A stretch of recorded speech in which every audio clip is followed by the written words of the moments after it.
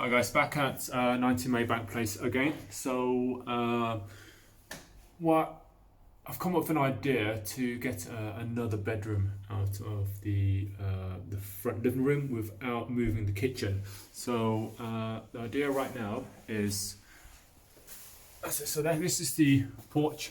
You come into the hallway. That's the stairs for upstairs into the 3 bedrooms. And you turn left, and this is sort of the entrance to the living room.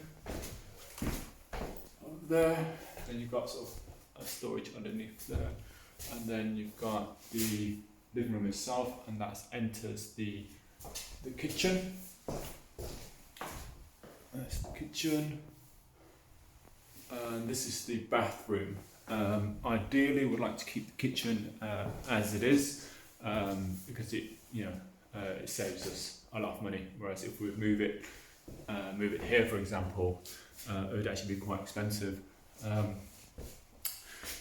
So the minimum kitchen requirement, the minimum room size for a kitchen diner for what we're doing is 11.5 meters squared. As it stands, that's not big enough, and this is, I believe, quite big actually. Can't remember how big exactly, but so it's 4 by 3 or something. But anyway, so the minimum room size is 6.5 meters.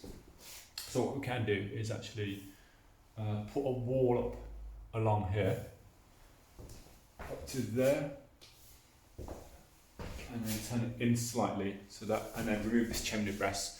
So that makes it that. Right now, it's about 10.5.